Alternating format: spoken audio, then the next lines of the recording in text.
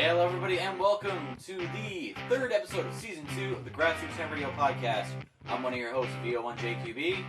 Mike, VO1AX. And Aaron, VO1FOS. And today we're going to be talking about the Battle of the Bands. It's not going to be what you think. Cheers. How do we know? How does anybody know? How does anybody know anything these days? Exactly. Google. Google. So, Battle of the Bands is our topic for today, and got a couple notes here, but they're mine, you can't see them. They're behind-the-scenes notes we talked about for a bit. So, we're basically going to be touching on, operator preference, what the bands are, first off, if you don't know, if you're not a radio operator and you're just here to learn, what the bands are, how they correspond to different things, and all that other stuff. What you can expect to find on each. Oh, yeah. kind of thing. So, I guess first off, we'll go around and, get everybody's opinion on their favorite band, their least favorite band. Mike, how about you start us off? Favorite band and least favorite band? My favorite band... Don't say Nirvana. Is... Copyright. April 1, actually. I like April 1. Alright. 160, this last number of years. Oh yeah, 160's good. We've spent, as you guys know, a number of hours trying to work with inverted L's. So was our first project together was an inverted L. Yes, it was. Yeah. And in many different conceptions, from the vertical being top-loaded to a steel bomb attached to the base of a vertical. Yeah. To finally the inverted L with just like a single radial underneath, which worked really well for what it was. And then Now we got 2 radials. now we got 8. Oh, we got 8 now? Yes. I missed that. Yeah, you did. 8? Yeah, you should be home more. You're on your cruise, man. You see, I'd like to be home more, but I gotta get this bread, I gotta get the money. That's Gotta get right. the money. You're on this cruise in the Pacific. Yeah. In the South China Sea, no less. Yeah, doing work, living a dream, being followed. So, 160 is my favorite.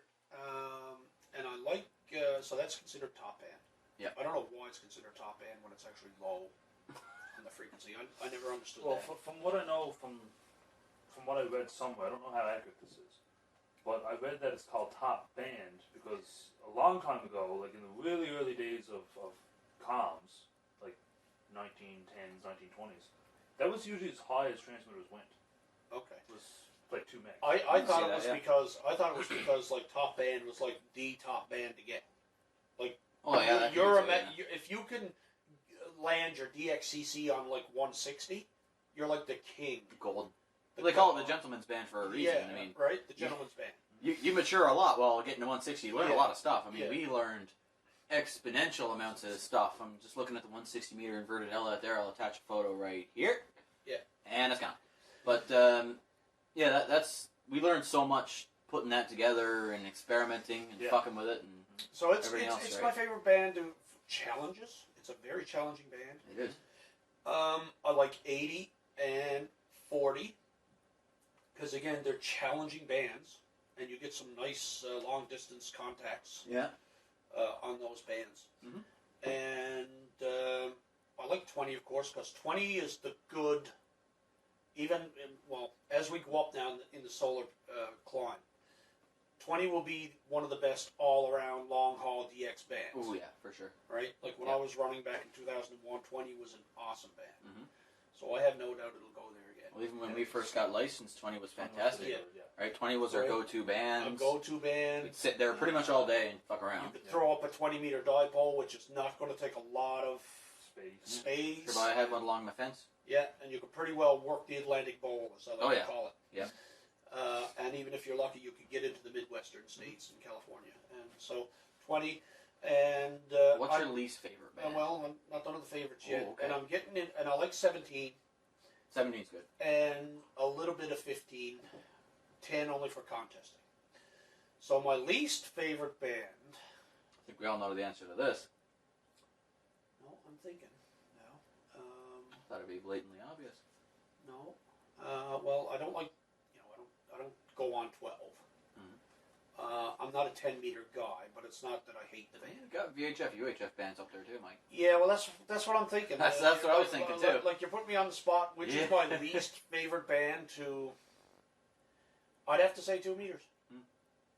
have to say 2 meters. Yeah. Because I even played around with digital on 70 sims. I mean, 2 meters is just kind of dry. I mean, Yeah.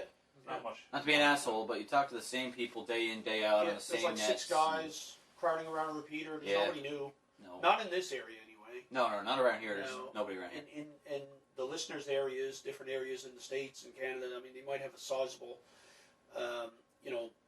basic VHF people who there could be hundreds using the repeaters on a daily basis. And Now you might speak to Joe on Monday, you might not speak to him for a month, and you could be on 2 meters every single day. So that would be great if we had that interest here, and then you could pick up a 2 meter rig knowing you're not going to be speaking to the same Joe 6 people. every time you pick up the bloody mic and go as the repeater use, and it's Joe. Not picking on you, Joe. You're a good Not guy. picking on you, Joe. Just using it as an example. As an example. Yeah. So so that's my thing. 160 certainly my favorite, and All right. 80-40 runners up. Aaron, favorite, least favorite. Favorite band on HF? Well, it's difficult.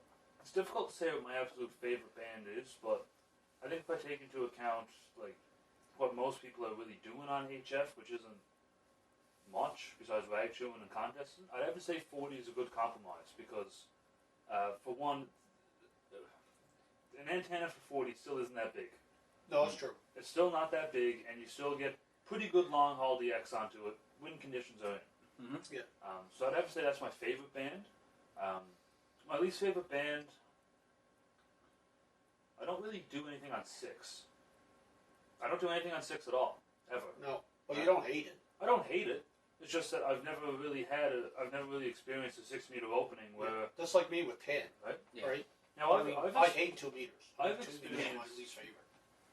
But I like 10 for how it opens sporadically. And, Oh, yeah. and you get really long haul. It's a strange band. Yeah, it is. Well, the last contest we worked Argentina on 10. Mhm. Yeah. Yeah, and the IOTA. It was Lima United 8, Charlie X-Ray, I think. Yeah. I think it was him anyways. So 10 is good for that, but it's not really reliable. Yeah. It's not even reliable locally.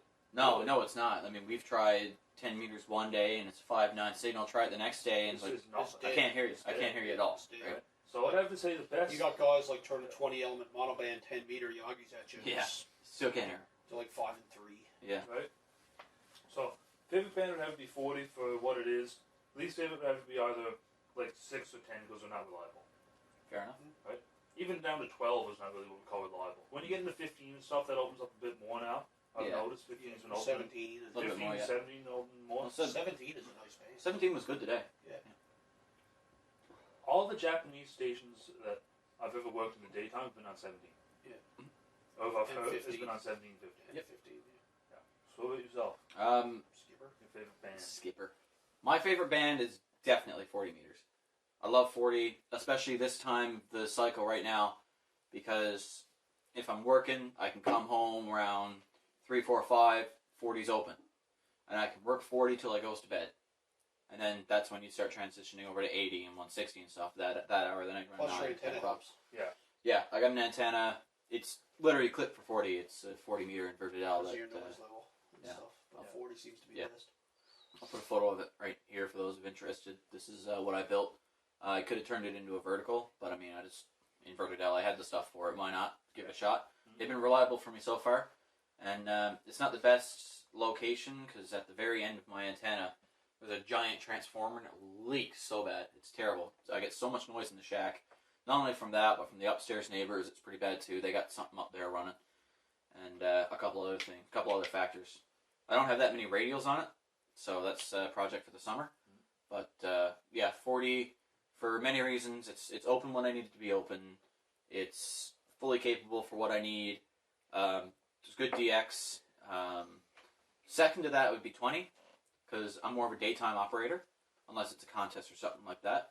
Though I do want to work my way down 80, 160, stuff like that later on when I get better equipment, better shack, better antennas mostly. Least favorite band? That's a tough one. When I was thinking about it, 2 meters is... I'm not really too much of a fan, but I do enjoy it. 10 meters, it's great when it works. So I was playing around a bit, and I don't really have a absolute least favorite, but the band I frequent the least is probably 10 meters. Anything above after 17, I don't frequent at all. Yeah. Like, that's not really my spot to go, because if it's not a contest, you're very rarely going to find people there.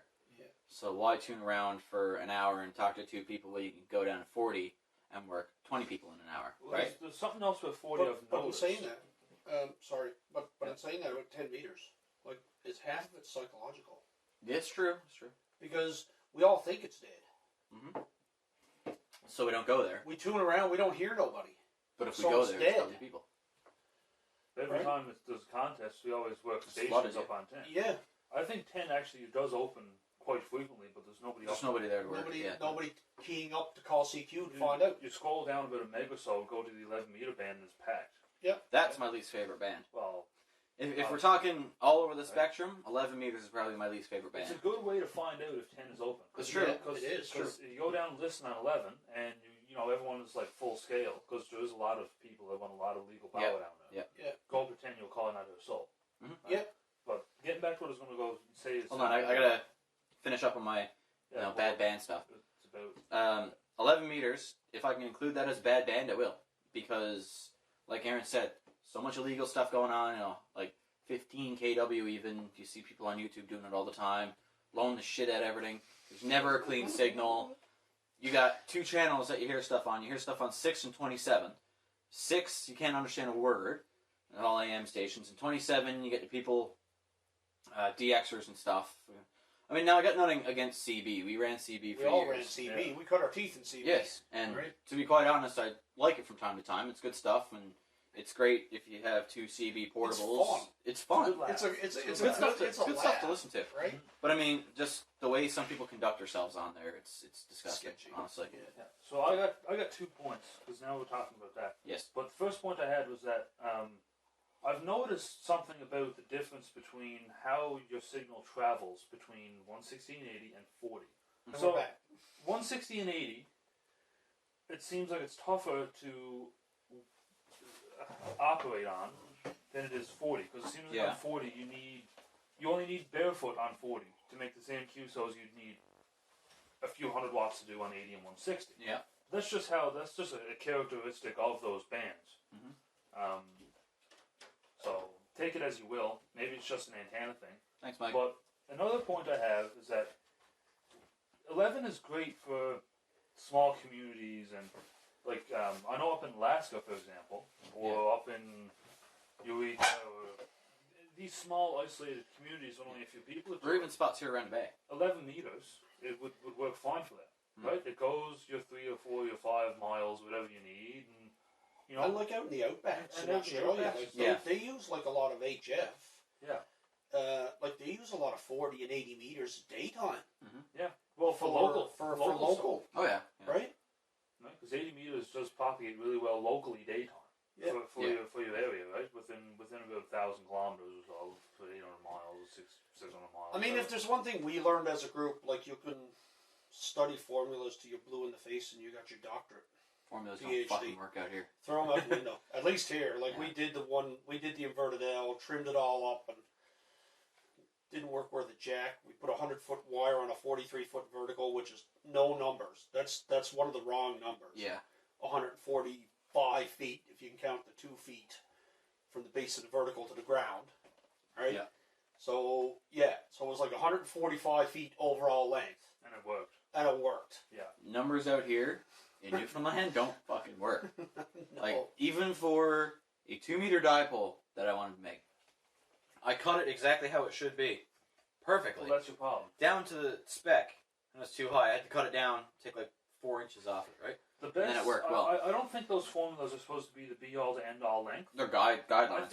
I think it's a rough guideline. Yeah, Whenever I'm making an antenna, I'm making a wire antenna, I do the 234 over your freak, which will give you a quarter wave for each side. Yeah. I add 15% length to each side. Because that leaves room, right? But And that leaves cutting room, yeah. Yeah, so like you start off resonant lower than what you need to be. Mm-hmm. Yeah. So like I was making a 40 meter dipole, and I swept it, I was resonant on 61 something. Cut it up, brought it up to center of 40. Yeah. So, Which is probably the way to do it properly. Yeah. And we believe we touched on this during our antenna episode, last one. But, some more stuff on it there. Yeah. So I have a question to pose to the group. Okay. What do you guys look for in a band? Are you looking for DX? Are you looking for this? Are you looking for that? Is it based on antennas? Is it based on conditions? What do you got? We'll start with you, Aaron. What am I looking for in a band? What do you look for in a band? When you sit down to operate, what do you look for? Yeah, when you want to operate. You're going into the shack. Going in there right now. Well, if I was going to go in there right now, I'd probably start on 15. And And why? scroll around. Because most of our QSOs we've had has either been 40 or 20 meters. Mhm. Right? Lately I've been trying to branch off into these higher bands, see when they open, and kind of work those openings. Yeah. So for me, it would be 15, 17, okay, that's not working, flash down to 20, carry on. Right? Mhm. But lately I've been looking higher into, okay, well maybe I'll start off in 17. And what are you looking for? Well, just people to... Like, a Rag guy, shoes, a you're looking guy for quick that's only 20 exchanges. miles away from you to make a contact, or are you looking for DX? Well, usually I look for really anything.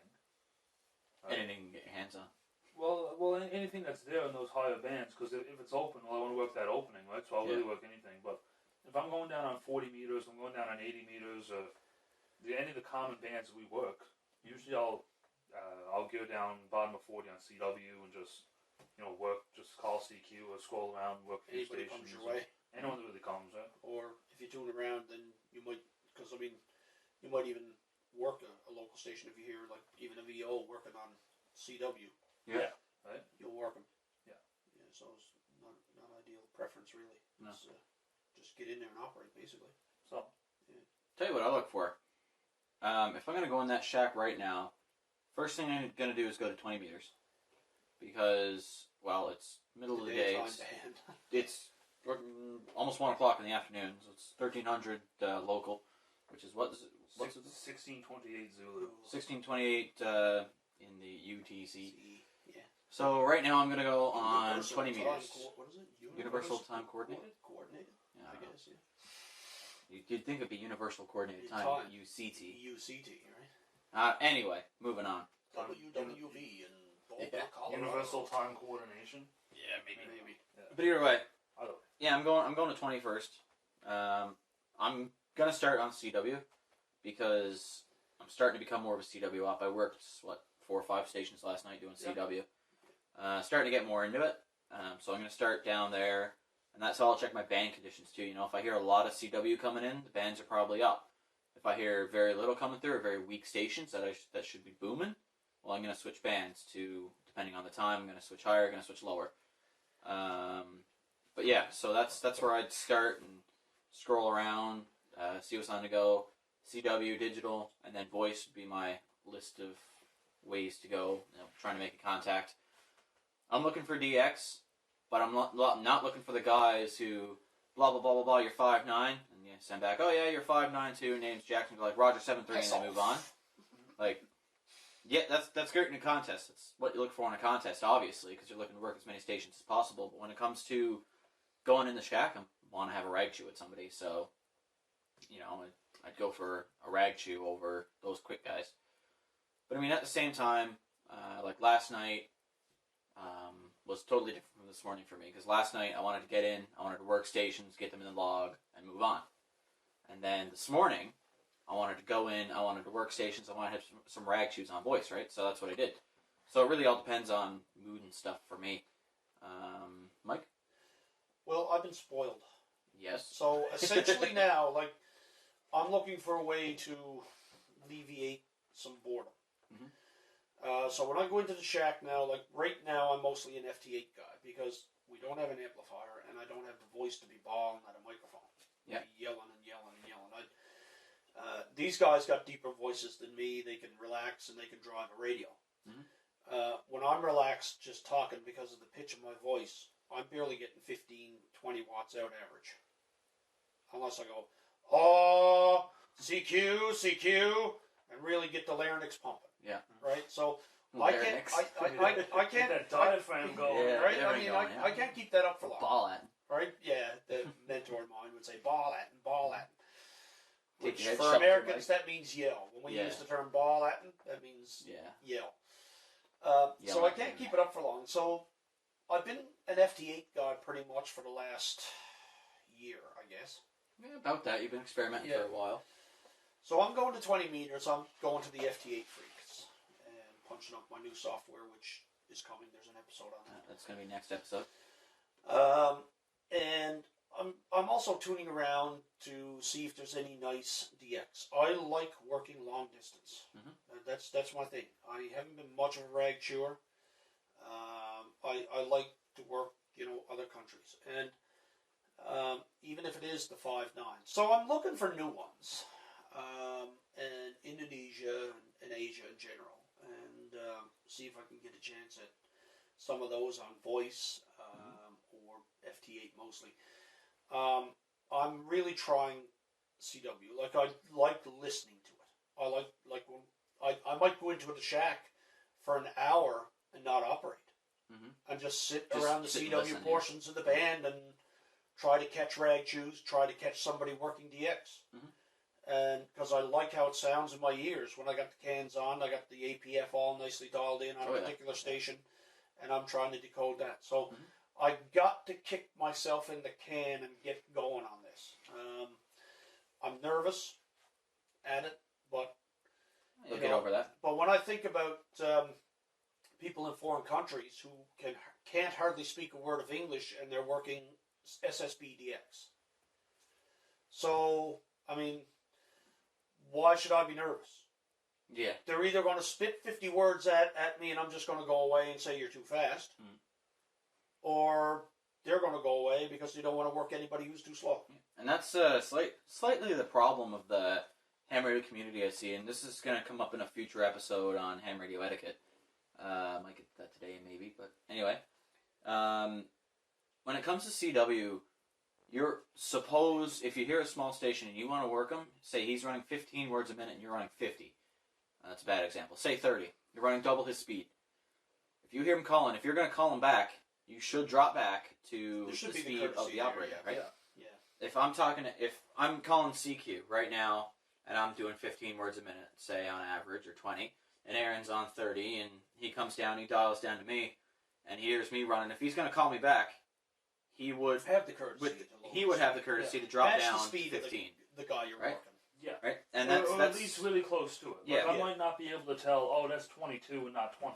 Yeah. Right? I might sit down on 24 and call him back and he's doing 20. Yeah. Or, but I mean, still, it's that you're not going to run 30 when another guy's running 15, right? But if you run into me in the not too distant future when I decide to finally pick up the paddles and kick myself in the backside, I'm going to be probably sending 10 to 12.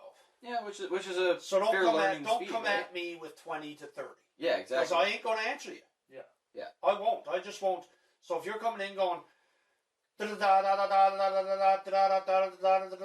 going to say and send my call sign again, and I'll just answer somebody who decides to slow down.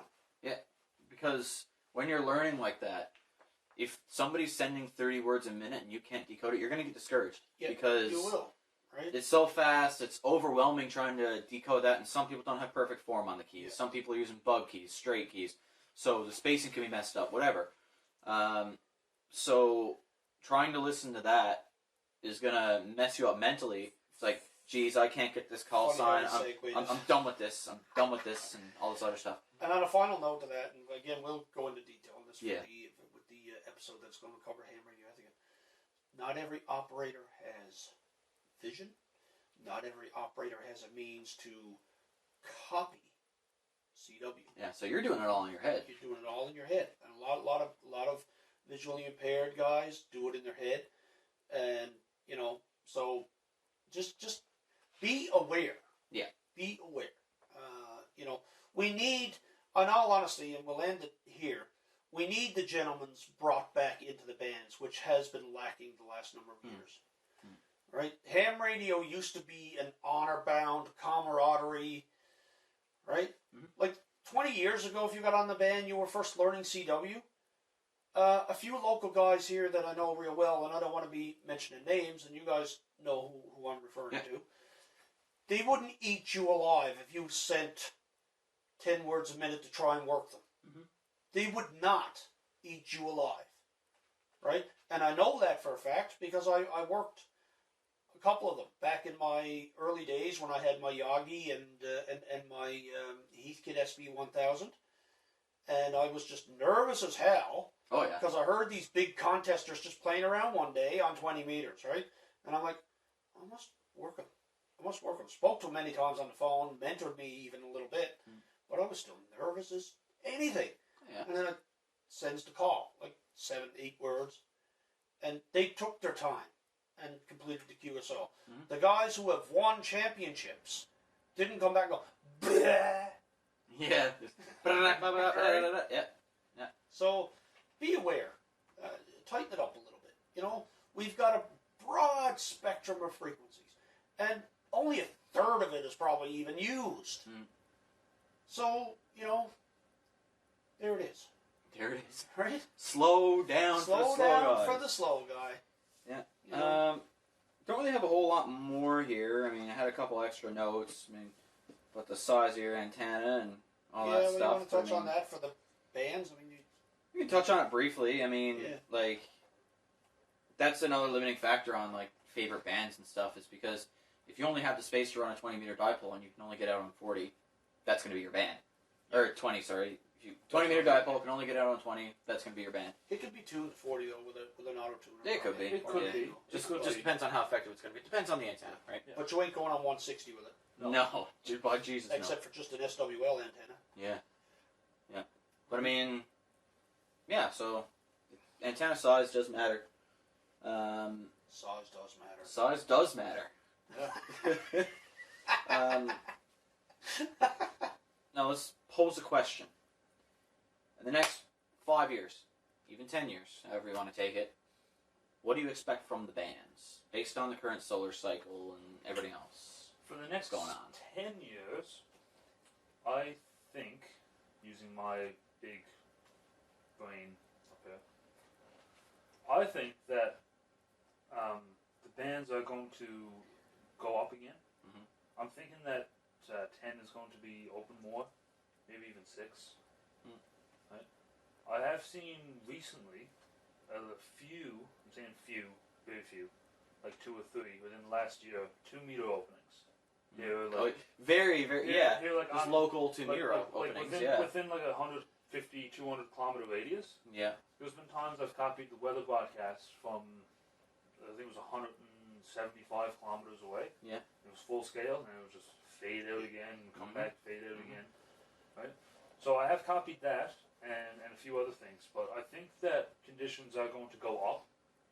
I know that last summer even, up on the hill, the W1AW broadcast, the CW broadcast, I copy it from 20, because we can't hear anything below 20 because of the noise issue.